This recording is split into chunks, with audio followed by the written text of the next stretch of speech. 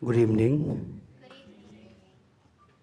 So before we start the Lamrim class, as usual, everybody generate the proper motivation. There can be three motivations. First, in order to have a happy life, we need to control all the negative actions. We need to abandon the 10 non-virtues, practice the virtues, 10 virtues.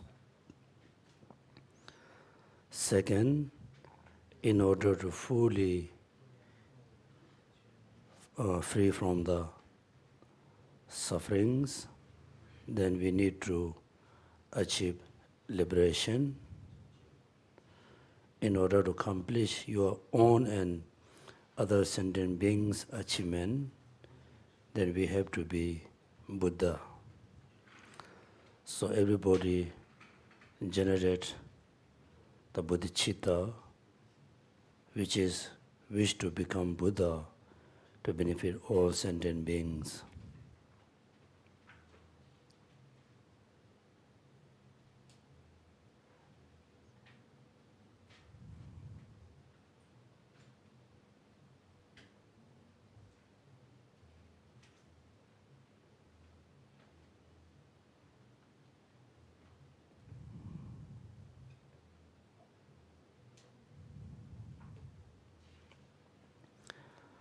Okay, so I hope all of you not just attend the class and also you do your own study in your home, not only studying. I hope you really try to practice the Lamrim, which is we had learned in the past. If you just only attend the class, not study in your home, not practicing, then you really cannot have good progress. You cannot have a good practice. So having class is very small kind of condition for study and practice. Mainly you must study in your home, not only study, please practice as much as you can.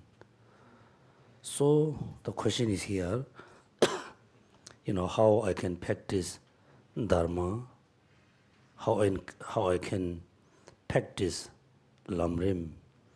Therefore, in the past we learn the qualities, the qualification of the teachers, the qualification of the student, how the teacher lead the students, how the student rely on the teacher. After you rely on the teacher, then you need to do meditation. Then we also learn how to do meditation. Therefore, at the beginning, everybody must choose an object to meditate. The object we must, continuously keep for until you have the mindfulness. And also we learn how we can have pure belief and faith towards our Guru. Then, the most importantly, after you rely on the teacher, how you can really achieve liberation, how you can achieve Buddhahood. Therefore, at the beginning, so we study about the leisure and opportunity. So it has mainly three parts. Identify the life of leisure and opportunity, right? So what's the number two? Number two,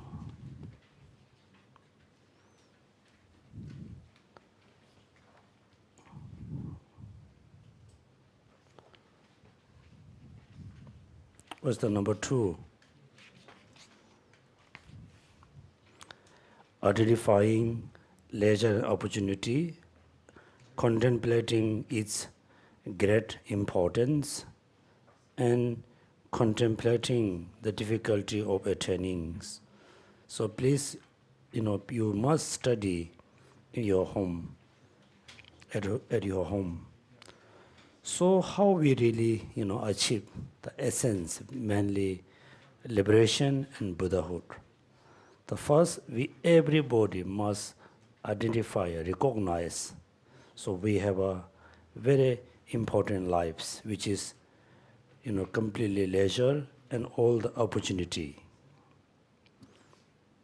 Then we must know, it is very important. It is very, I have important lives. Not only that, the life is very important, because if we try to escape from samsara, we can escape during this lifetime. If we not try to escape from the samsara, then we cannot escape, forever. Therefore, the contemplating the great importance. The next, contemplating the difficulty of attaining. So therefore, every morning, each moment, you must recognize, I have very important, opportunity life. I am free from all the 8, the bad conditions. Also, I have the 10, the opportunities to practice Dharma. Then second, not, you have the life, so it is very important, it's a great importance. It is not just importance, but it's so difficult to attain, so difficult to have this kind of life. So without looking at your Lamrim, what are the 8 conditions?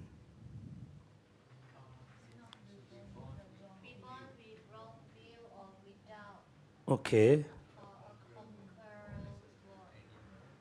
Reborn with a wrong view or without concurrent words. Number 2, animals and hell beings in the border regions. That means, yes, we are not animal, we are not hungry ghosts, we are not hell being. We were, not born in the border or barbarian area, so we were born with a culture and religion family, with the culture and religion area. Then next, stupid and mute person. Then deity of long life. Right? Those are the 8 conditions. So we are free from the 8 conditions, right? So every moment we must recognize I am free from those 8 conditions. That means I have the proper life. So what are the 10 opportunities? The 5 aspects of the opportunity, they pertain to yourself. What are the 5? Please don't look at Lamrim, look at me, okay? Otherwise, you just open the page here, close the book, become darkness, right? So therefore, you must, remember without looking Lamrim. Okay, being born in the central region,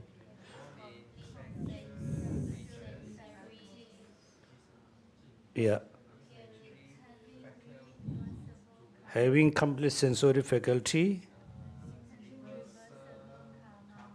having reversible karma, source. What does mean born in the central region? Huh?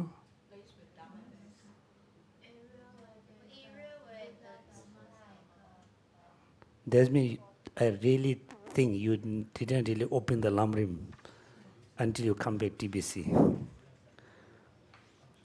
Means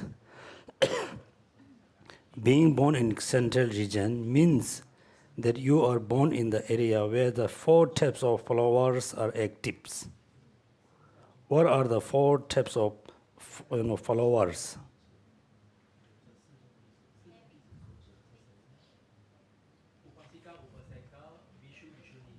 Uh-huh.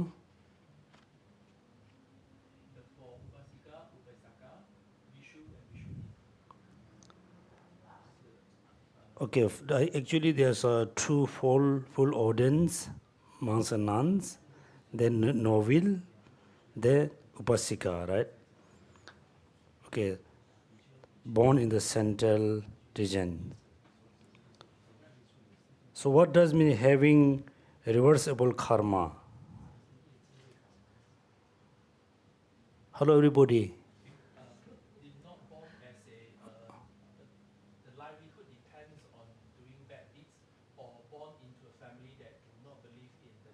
No. Having reversal karma means that you have not done or caused other to commit the 5 deeds of the immediate retaliations.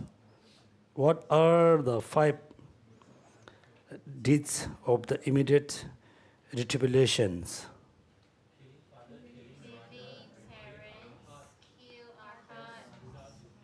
Uh-huh. Okay. So anyway, so please everybody remember, the 8 condition and the 10 leisures. So next, okay, without you are looking Lamrim, why the human life is great importance? Why the human life is so important? Why? Huh?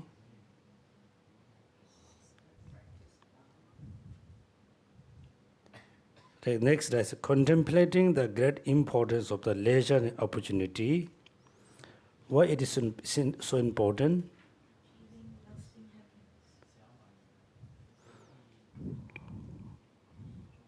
Okay, here, until death, animals strive madly to avoid suffering and achieve happiness. Therefore, if you do this and do not practice the pure teaching for the sake of achieving lasting happiness, then you are like an animal, despite being born in happy realms, right? Therefore, so after you realize, I have, this important life. This life is so important. Why? So if I try in this lifetime, I can be Buddha. I can totally free from suffering. I can achieve lasting happiness. Right? Therefore important. Otherwise, if you just have a job, have a food, have a house, don't practice dharma, that means cannot be much difference from the animals.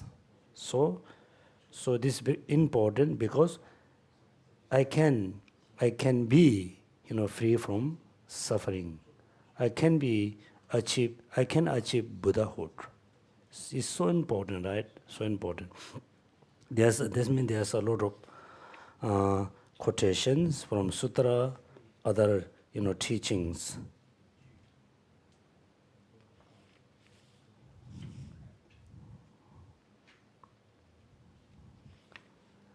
The next, why it is so difficult to attaining the leisure and opportunity.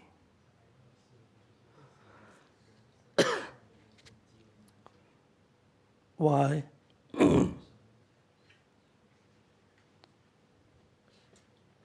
So first, I think everybody understand. First, you identify my life is totally free from the 8 conditions, right? Therefore, I am very lucky. Not only that, I have all the 10 opportunity.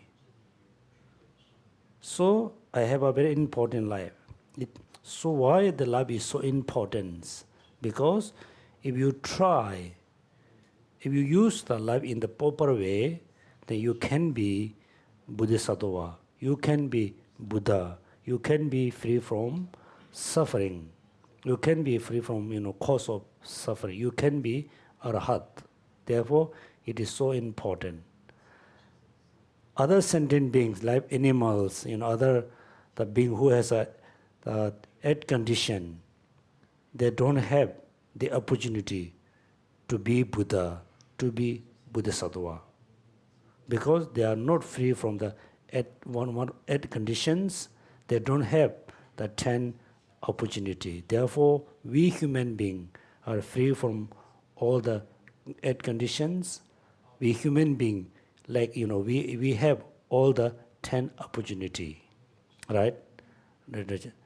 Then not only have, because this life is very important, great importance, because if we try, if we use this life in the proper way, you can be Bodhisattva.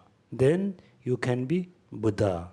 Then you can not only benefit yourself, you can give a lot of benefit for other sentient beings. Therefore, the life is so important. So it is important. Can we have this life, this kind of life, again and again? No, we cannot, because so difficult to achieve. Why it is so difficult? Why it is difficult to attain?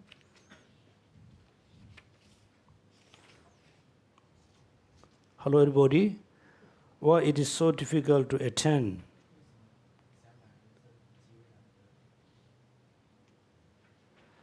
Okay, page number 124.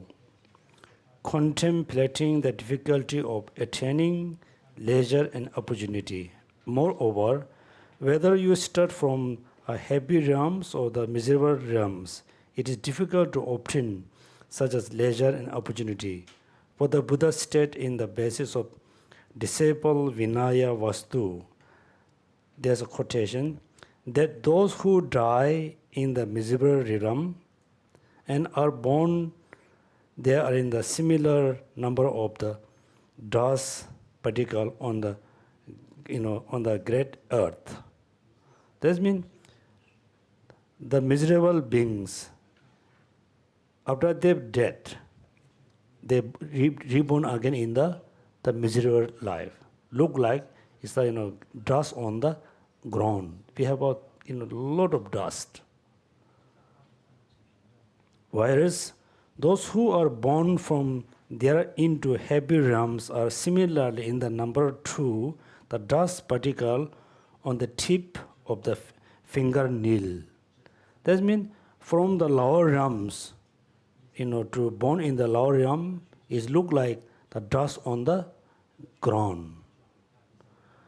Then the lower realms, from lower realms to born in the higher realm is look like dust on the fingertips is very little, right? Very little. Remember, very little. Second, again, right now we are human. We are human being. We are higher realms being. So from here, further, those who die born, dead, die in the both types of happy realms, human and divine, are reborn in the miserable, are similar in number to the dust particle on the great earth. Then human born in the lower realms, right? And divine beings born in the lower realms look like what? Yeah, number in the dust on the great earth. Many, let's say right now we have 7 billion human beings. Within one day, all 7 human beings, pass away. Maybe almost everybody born in the lower realms. Maybe within the 7 billion, very few people, reborn again as a human. Most of them goes into lower realms. Even though divine being, those after they pass away, they will go into lower realms. So if you compare the numbers, so human life is so little. Right? Then there's a question, why is human life or leisure opportunity so difficult to obtain? Reply, it is because being of the happy realms, human and the like are frequently involved in the such as ignoble activities as the 10 non-virtues. Because of this, they are born in the miserable realms. Look at within the human being. Actually, how really human being, always engage into the virtuous actions? Not many, right? Always engage into the non-virtuous action. Therefore, the negative karma is so powerful. We have a lot of negative karmas. Therefore, it's so difficult to born again as a human. Therefore, if we think about the causes condition to have human life, it is so rare. So rare because of the causes and condition. Then there's a lot of quotation. One is from Aryadeva, 400 stanza says, humans for the most part are involved in the things ignoble. Therefore, most ordinary being will surely go to the miserable realms. Right? This moment, we no need to worry, all other sentient beings, where they were born, where they will born after they pass away. So for us, this is the time to recognize yourself. So if we die today, so where we will go? Mostly, almost where we will. Think about your negative karma. Right? So how I can know I accumulate more negative karma than the positive karmas? So we just make a calculation for 24 hours. Right? 24 hours. Within the 24 hours, how many hours we sleep? 6, 7, 8 hours. So, minus 8 hours, how many hours left? 16, right? Within the 16, so we are very busy with our daily activities. Almost 16 means almost 10 hours we are busy with the cooking, eating, cleaning, chatting, so busy. So almost 6 hours left. So within the 6 hours, let's say we practice Dharma for 6 hours, right? We cannot. So let's say everybody, we try to practice Dharma for 6 hours. For the 6 hours, at the beginning, we didn't have the good motivation. Yes, at the beginning, the motivations are very good, but between, we forgot the motivation. We cannot focus on practice. And at the end, so we don't do the proper dedications. After the practice, when you get angry, all the positive action destroyed by anger. So just make a calculation for 24 hours how we engage into negative action and positive action. All the positive action are really complete? No. Someday missing the motivation, someday missing the actual practice, someday missing ending the dedications. Therefore, our positive action is very weak. It doesn't have that power to born again as a human. Therefore, human life is so difficult because of the causes and conditions. For instance, for even a single moment of anger towards a Bodhisattva, you must stay for an eon in the unrelenting hell. As this is so, it goes without saying that you will have to stay for many eons in the miserable realms on account of having on your mind stem imprints of many sins or many negative karma that you previously accumulated over many lifetimes. Right? So if we believe in previous life, then we have to believe my previous life is numberless.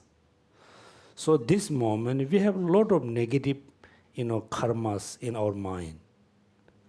So if you compare a positive negative karma, so we have a very little negative karma. We have a very little positive karma. The negative karma is so huge, so we cannot compare, right? Therefore, if we think about all the negative karma which is we have accumulated, then look like we don't have a hope to born again in human. It has look like we don't have a hope to achieve human life in next life, next time. Therefore, the causes and condition is very rare. And also, I said a few days ago, in order to have human life, we need to practice the morality. We need to practice ethical discipline. For 24 hours, we are not disciplined. Our mind is very vile, right? So, we don't have the basis to achieve human life again. Even though, let's say, due to the certain karma, we will have human life in the next time. And the human life, born someplace where doesn't have the dharma, then how you can practice dharma, right? Let's say you were born as a human. If you don't have all the other external condition, then there's no way you can study, you can practice dharma. Therefore, every day you must recognize, I'm so lucky to have this human life. This human life is very important. If I use in the proper way, I can be Buddha. I can be free from suffering. If I don't use in the proper way, then I lost the best opportunity. Then we lost the opportunity forever. Then, can we have this kind of life again and again? No. Because this kind of life is depend on lot of causes and conditions. The most important one, practice of morality. Right? Then think this way. Then you feel, oh, I must, achieve something in this life before I pass away, before I dead. So, how you can have this kind of motivation? Then next, at the page number 126, at the last paragraph. In order to develop this type of fully qualified desire to take full advantage of a life of leisure, you must reflect on its 4 elements as follows.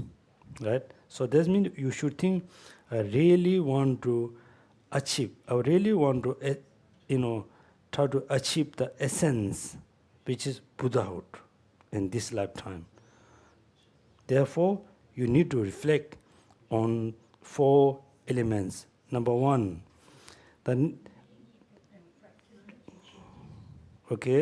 so in order to achieve Buddhahood, in order to achieve liberation, in order to free from suffering, what do you need to do?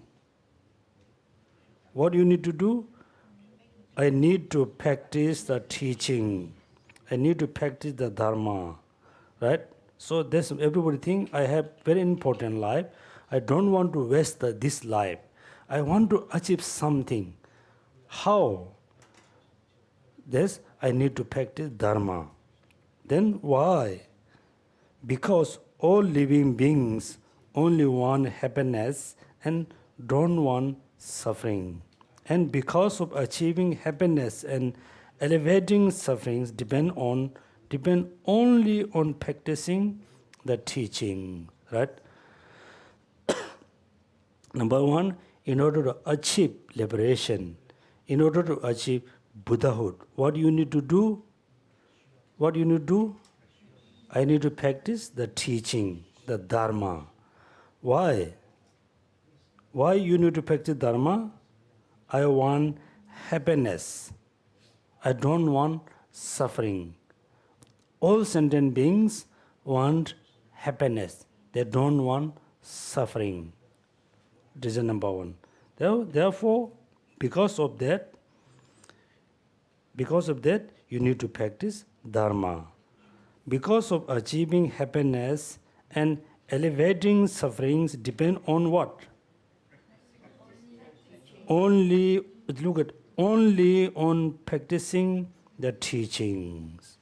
So therefore, everybody wants happiness, right? We don't want suffering. So we want happiness, we don't want suffering.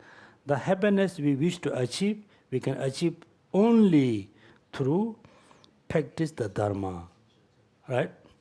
The suffering also we can elevate through practice of Dharma. The happiness is referring to not only the temporal happiness, the physical happiness. We are talking about the mental happiness, the lasting happiness. Clear? Then number two. So, yes, let's say, I want to practice Dharma. Everybody wants happiness. Everybody wants happiness, doesn't want suffering. So, can everybody practice Dharma? Can or cannot? Cannot. Therefore, the being who has the 8 conditions, right?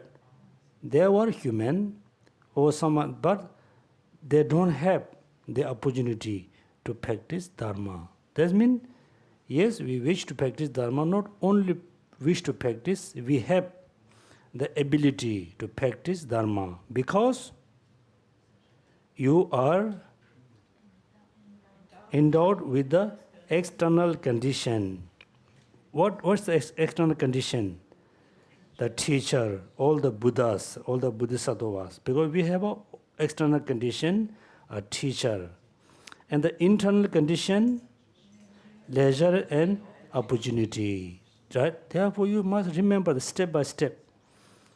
Recognize the life, human life, leisure and opportunity. It is great important. It is not easy to attaining this kind of life. So I want happiness. I don't want suffering. The happiness you can achieve only through practice the Dharma. Therefore, I want to practice Dharma. I have the ability to practice Dharma because I have all the conditions. Right? Number 3, in this lifetime, yes, I want to practice Dharma. I have all the conditions. This condition we must use right now.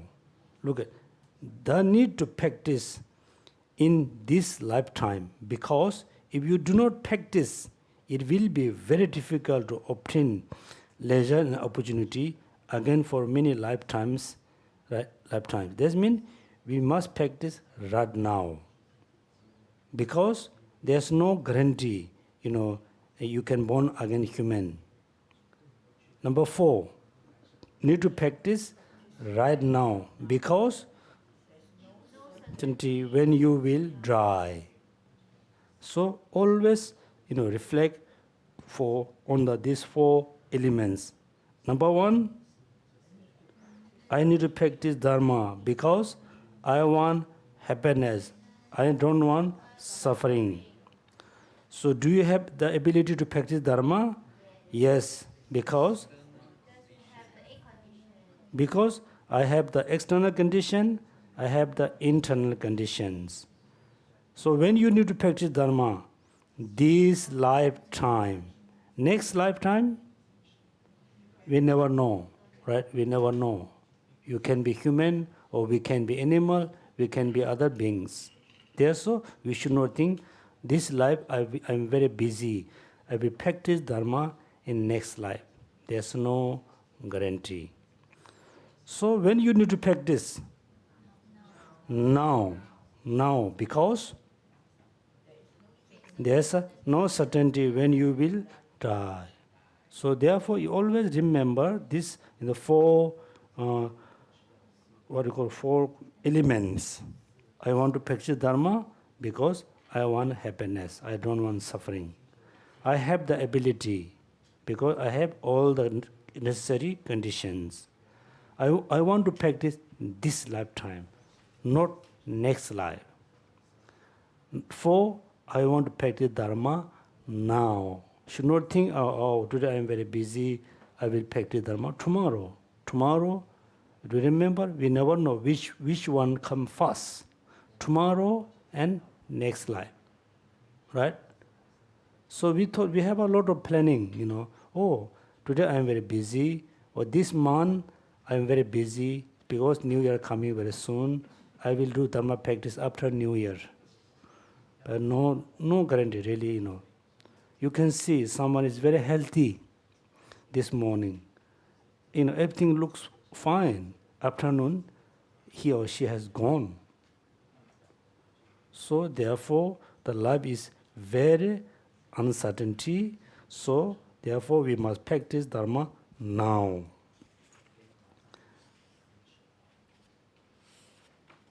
Again, please remember, first you identify the human life, leisure and opportunity.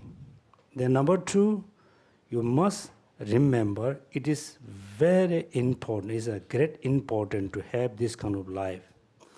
Number 3,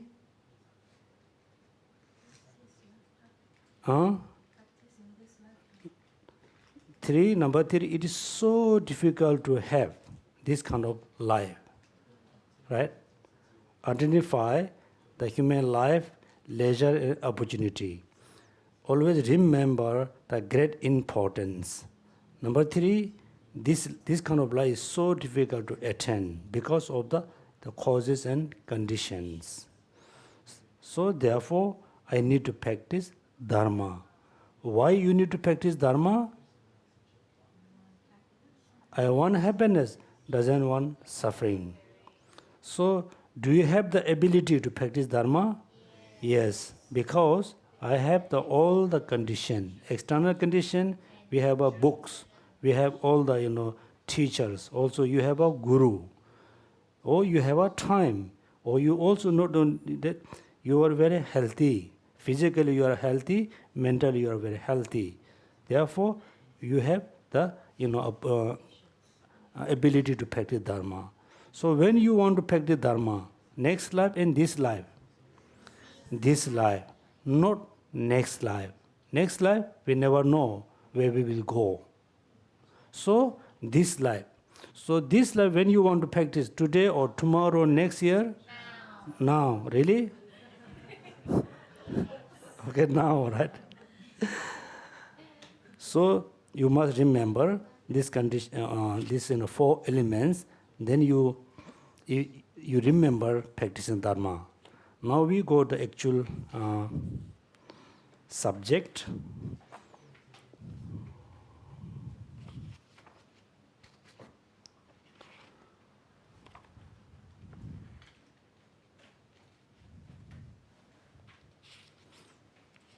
Okay, again, without looking the books, in order to practice great compassion, love, what you need to practice? Don't look your book. Okay, listen me, I will read for you. Then you remember. Establishing the basis for developing the altitude. It has 2 parts. Achieving impartiality towards living beings, right? In order to practice great compassion, you need to practice impartiality towards living beings. Number 2, having affection for all beings. The first, before you practice great compassion, you need to achieve impartiality towards living being, right? Impartiality. So there are three kinds of impartialities. What are they?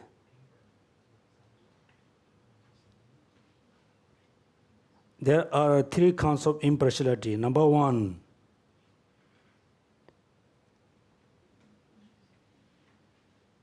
what's the number one?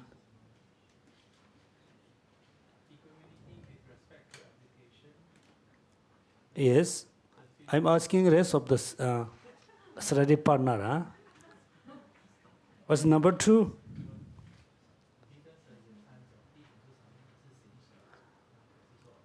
You really need to read the books, okay? Number one, equanimity with respect to application. Number two, feeling of impartialities.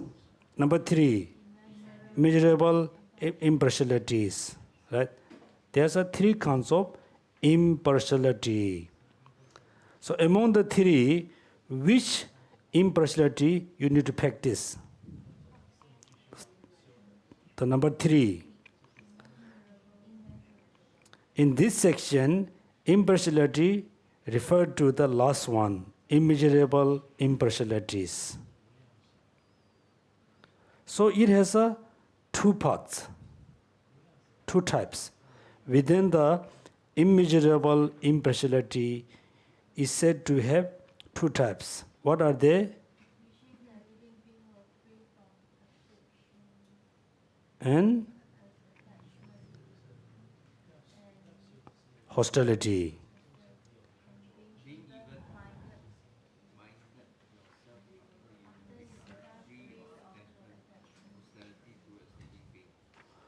So, do you really understand the meaning? Number one, wishing that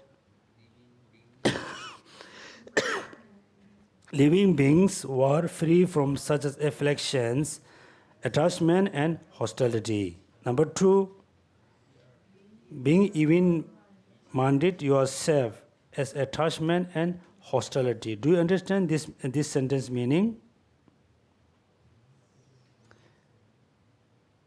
Immeasurable impartiality, right? It has two types. For example, you just wish, right? All sentient beings free from hostility.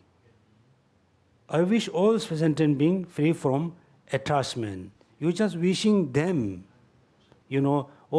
everybody doesn't have a hostility. Wish everybody doesn't have the attachment. One type.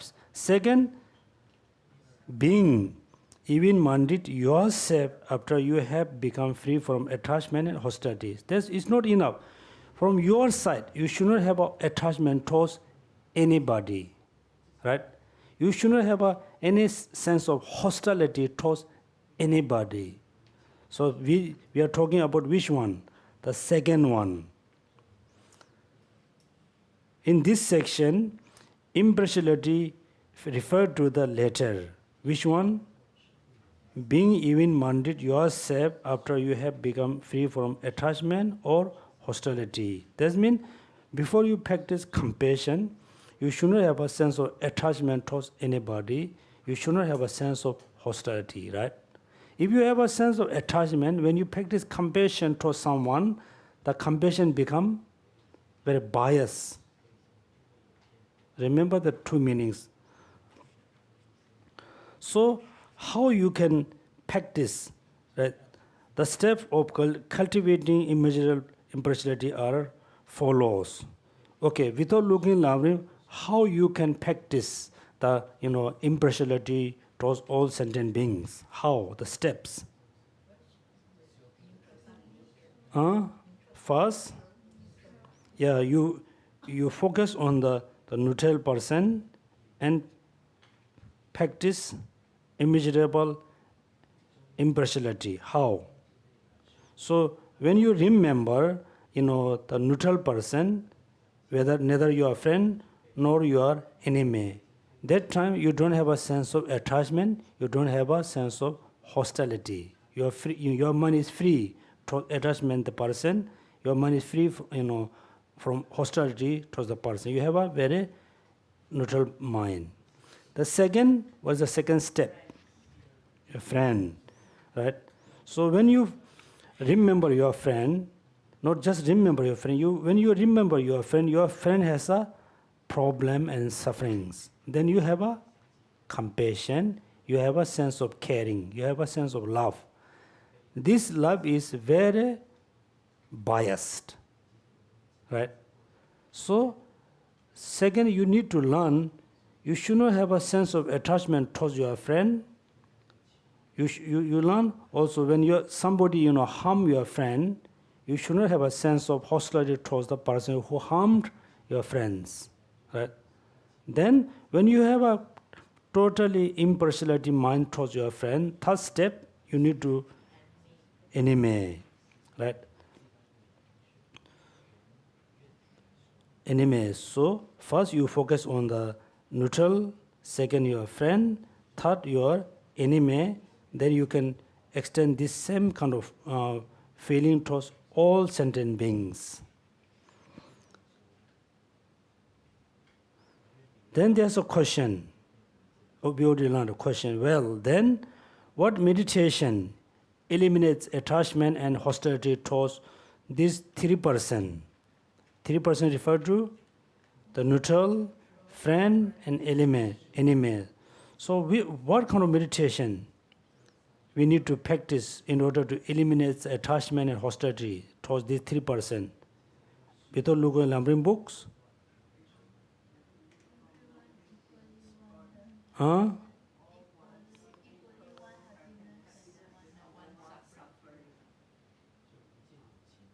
No. Okay. There's a two approach.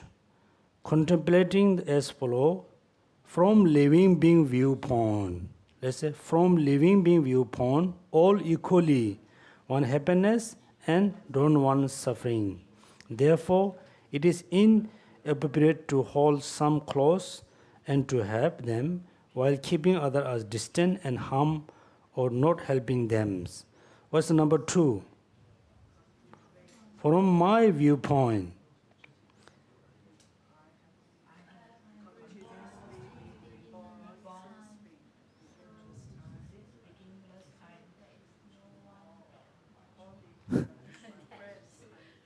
yeah. So first we think about viewpoint from sentient beings. The all sentient beings want happiness, they don't want suffering. Therefore, there's no reason I just helping towards my friend, not harming others, because they are equally, want happiness and don't want suffering. I told you in the past, right?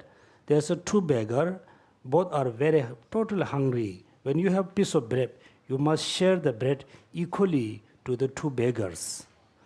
When you see one beggar, is not hungry, then there's no point to share the bread. Those two beggars are equally hungry, then you must share the bread equally.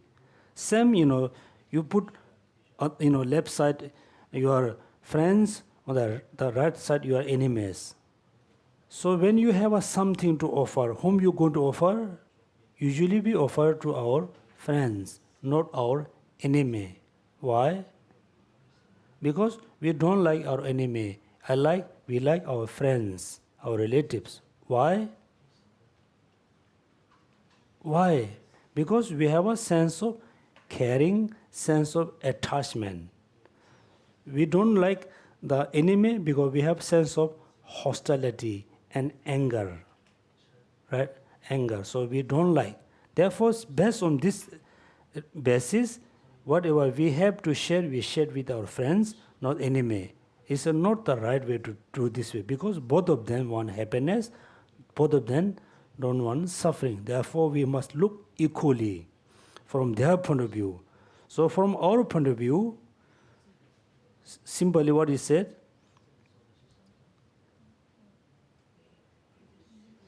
I have continuously been reborn since beginningless time.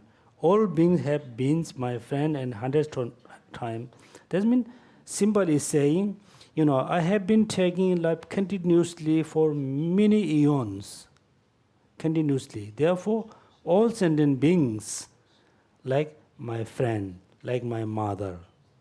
Therefore, I should not discriminate, oh, those are my friends, I want to have. Those are my enemy, I don't want to have. All right? Here, Lama Tsong-kha-pa distinguished very important. Do you remember? Lama Tsong-kha-pa said, you should not, eliminate the concept. We must have a concept. Oh, those are my enemy, those are my friend. The concept must be there. Right? Must be there. Here, look at. In accordance with my previous explanation in the section on the fall of uncertainty, thinking about how all friends and enemies can quickly change. So, all the quotation, then Lama Tsong-kha-pa said there's something important. In this context, your contemplation requires you to make the distinction between whom, friend and enemy. It is not the notion of friend or enemy that you need to stop, but the basis that come from the attachment and hostility, which are the basis on the reason that people are your friends, other your enemy. This means, yes, the concept must be there, okay? The person harm me, or the person is my enemy, or those persons my friends, my relatives. The concept is there. But you should not, stop to help the enemy due to thinking he is my enemy, he or she is my enemy. The concept must be there. Concept must be there. But you need to stop to have a hostility towards your enemy. You must stop to have an attachment towards your friends or relatives. Right? You don't need to set up, not to stop the notion. The notion must be there. So this is very important. In this context, your contemplation requires you to make the distinction between whom, friend and enemy. So it is not the notion of friends or enemy that you need to stop, but the bias come from where? Attachment. Attachment towards whom? Your friends. And hostility towards your enemy. Right? And which are basis. These are basis. That reason we say, oh, those are my enemy, I don't want to have. Oh, those are my friends, I want to have. So this kind of thoughts we must stop. We must have a concept, my enemy, my friends. Otherwise, you cannot really practice the equanimity. Then having affections for all living beings. So what he is saying, first we need to practice bodhicitta. Bodhicitta must practice based on great compassion. The great compassion must practice based on equanimity. There are 4 types of equanimities. We need to practice the immeasurable equanimity. It has 2 types. What are they?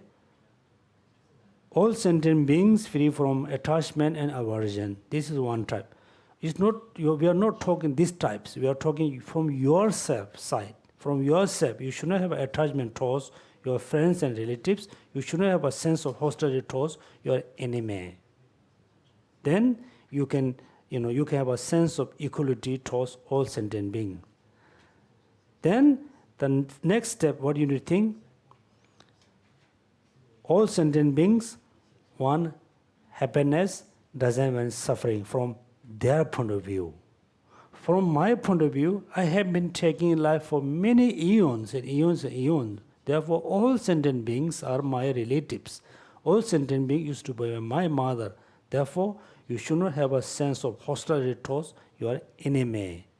From this, these 2 reasons, you can generate the equanimity, impartiality. When you have impartiality minds, then you can have affection towards all sentient beings. Until now, we have affection towards whom? Only our friends or relatives or our, which is we most like, right? So this kind of affection, this kind of compassion is what you call the bias compassion. There's a boundary, right? Then also you can think about the hostility. When you have an anger, the anger cause to push people, distant. When you have compassion bring all people, all sentient beings close to you. The more people come closer to you, then for you very easy to have a affection. If you have a distant with the people, then you have a so difficult to have a affection. Right? Therefore, we need to reduce hostility and attachment towards everybody. Then we have the basis to practice bodhicitta. So, after you have, after you achieve the impartiality towards all living beings, then you can have the affections. Here, when you talk about the affection, you talk about there's a seeds, right? Page number 37, having affection for all beings.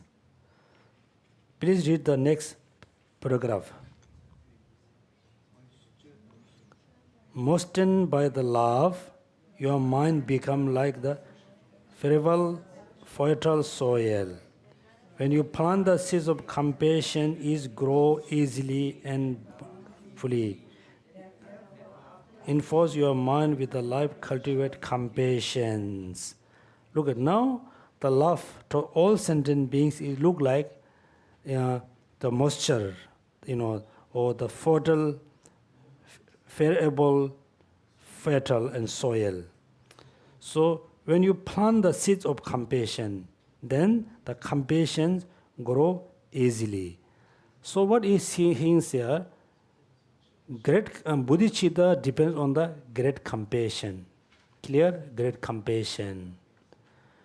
Without affection towards all sentient beings, without love towards all sentient beings, you cannot cultivate what? Great compassion. That's for example, when you grow something, you need a good, place. The place must be very wet, must be very dry. It's too dry, you cannot grow anything. It's very wet, also you cannot grow. The place you want to grow something, the place must be very favorable, fertile soil. That means not so too dry, not too wet, the right condition. That means you have a love, then you have a compassion to all sentient beings. When you have a compassion all sentient beings, then what happens? Next steps. Cultivating the recognition that all beings are your mothers. So in order to practice great compassion, love, there's 3 steps. What are the 3 steps? Step number 1. Cultivating a recognition that all beings are your mother. Number 2, the kindness. Number 3, cultivating the wish to repay your mother kindness. He said, you are right. When you practice Lamrim, you must say, I must recognize all sentient beings, all beings are my mother. Then I must remember their kindness. Then next one, I must repay, their kindness. So if you're missing, one of the steps, then again, your compassion, your love become very biased. right? Therefore, so first you need to practice equanimity, then you must practice affection, great compassion, bodhicitta. The affection, the great compassion can be practiced if you have these three steps. Step number one, recognition that all beings are my mother. Number two, remember their kindness. Number three, wish to repay my mother kindness, my mother's kindness, right? So you need to practice these three steps. Now, how we can recognize all beings are, our mothers? Because sacred existence is a beginningless. Your birth are also without beginning, without beginning. Therefore, you have died and be reborn time and time again. There is no absolute, no kind of body which you have not assumed in the sacred existence. There is no absolute, no place where you have not been born. And there is no person who has not been relative, such as your mothers. Right? That means first you need to think, the sacred existence, the samsara is beginningless. Right, beginningless. So here, how we know the samsara is beginningless? That my life is beginningless, right? Beginning. There's no point. Say my life start from here. Can you believe or cannot? Can you accept? Which one is you going to accept? Beginningless or with the beginning point? Beginningless. Why not? There wasn't a beginning point. Why not? Huh? Because we'll be born many times. Therefore, I told you, right, many times, when we ask the reason have to be further, like a relative to the question. For example, are you sick? Yes, I am sick. Why you are sick? Because I ate bad food. How come the food is very bad for you? Because it's very oily or it's old. You have to go the reason more deeper. So let's say, so it's because we have to practice, bodhicitta and great compassion. Therefore, first we need to recognize, we need to accept. We need to accept based on reasoning and logic. Not we need to accept by force. Right? No. Based on reasoning and logics. Reason number one, why I have to accept, why I have to believe all sentient beings is my mother. How? That means the samsara, the sacred existence is it doesn't have a beginning point. It's a beginningless. Then there's a question, how is come this a beginningless, not beginning point? If there's a beginning point, then you got only two options. Clear? Two options. Option number one, if there's a beginning point, then you have to believe into the creator. Before there was nothing, the creator created everything. Or number two, if there's a beginning point, is come from causes condition or is causeless? Come from causeless or come with the causes condition? Causeless. Otherwise, the beginning point has a causes condition, it has its own causes condition. It cannot be beginning point. If it is beginning point, it must be beginning from causeless. So it's not, comfortable to accept things arise from causeless. It is not comfortable, as a Buddhist, it is not comfortable to accept the creator. Why? Then we ask another question, how, who created the creator? How the creator come being to exist? again with a cause or causeless. So, therefore, as a Buddhist, we believe beginningless. My life is beginningless. My life is numberless. Therefore, all sentient beings used to be my mother. This life we have a mother, right? Mother, according to our experience, among the sentient beings in this lifetime, the mother is the most important being for us. So we have a love, we have a compassion towards our mother. Why? Because she is very kind for us. Second, remember their kindness. Third, remember, repay their kindness.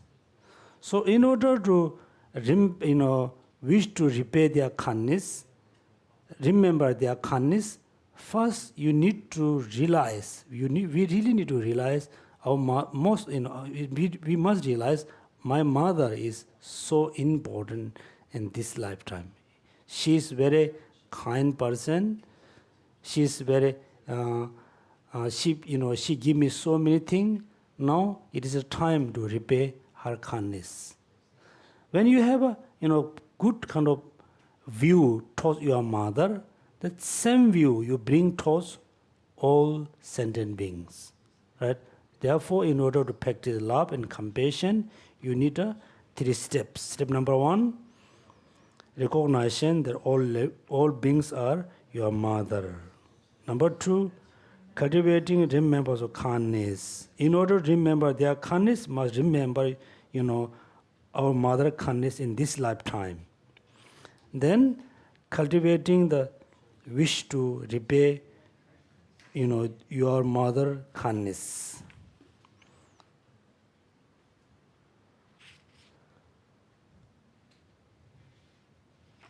Okay, so today we can stop here. We can do the short meditation. We have only 15 minutes.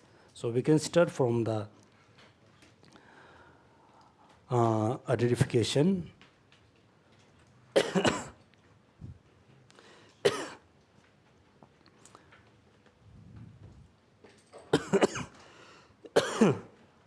Okay, first everybody, reflect on the free from the 8 conditions and the 10 opportunities.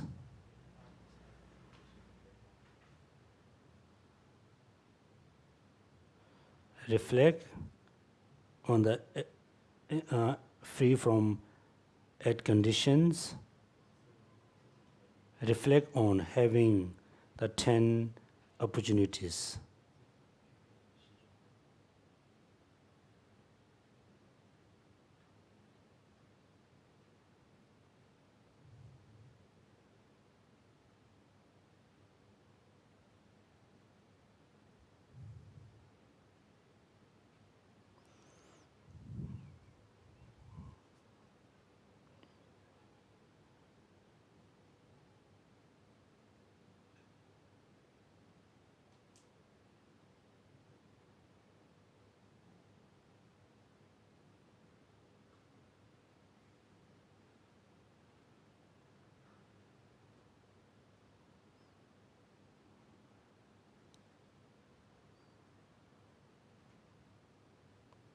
And this life and the leisure and opportunity, it is so important, it's very great importance.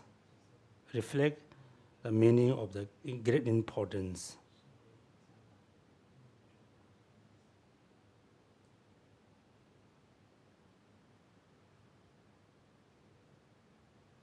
Because this life is the turning point. You go to the lower realms, or you go to the liberation or nirvana. Or you stay in samsara, or you free from samsara. This is a very turning point. So great importance.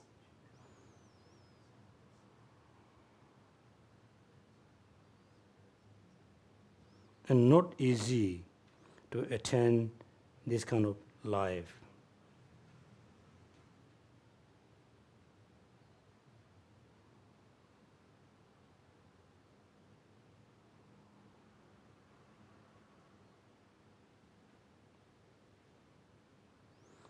Therefore, this is the turning point.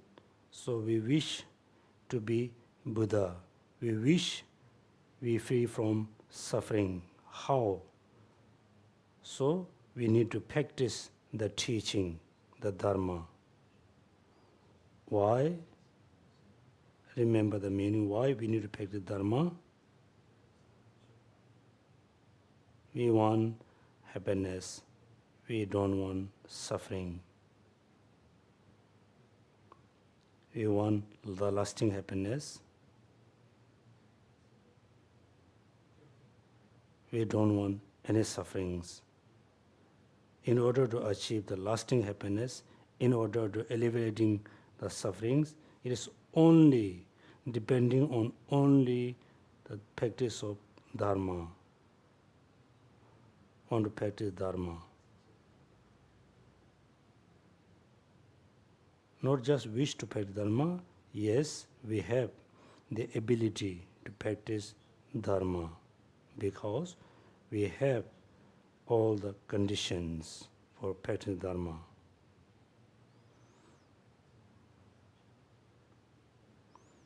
So when we practice Dharma, we must practice Dharma this lifetime. Next life, we never know where we will be.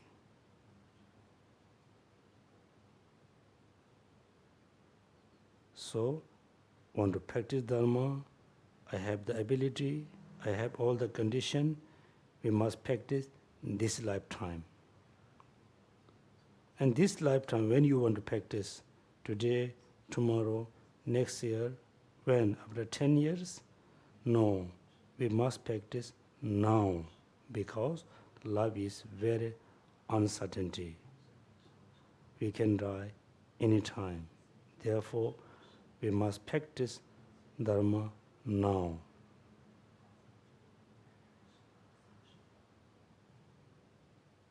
So how we can achieve the lasting happiness, the ultimate happiness? When we become Buddha, then we can practice, then we can be happy forever. How we can be Buddha? We need to practice bodhicitta. How I can practice bodhicitta? Based on great compassion. How we can practice great compassion? The unbiased compassion, compassion towards all sentient beings with exception. So we can practice the great compassion based on the impartiality towards all living beings. There's 4 types of. So we need to practice the immeasurable partiality practice. It has 2 types. We should not have a sense of attachment towards our friends and our relatives, our close one. We should not have a hostility towards our enemy. So we need to reduce the attachment hostility towards my friend's enemy. How? First, you need to focus the neutral person, have a sense of equanimity, impartiality towards both of those persons. Second, you focus towards your friends. Third, you focus towards your enemy. Then you can focus all sentient beings. How we can reduce attachment towards our friends, hostility towards our enemy? From the sentient being point of view, all sentient beings want happiness, they don't want suffering. Therefore, we have our close one, we harm our enemy. This is not the appropriate, it's not the right way to practice this thing because all sentient beings want happiness, doesn't want sufferings. From our point of view, our life is a beginning life. We don't have a beginning points. All sentient beings used to be our mothers, our relatives. We should have equal love and compassion, all sentient beings.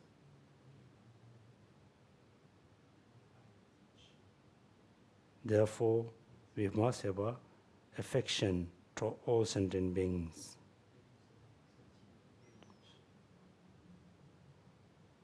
The affection is look like, the proper place, proper land to cultivate, to grow the harvest. So the love, affections is the proper land, proper place to grow the seeds of compassion.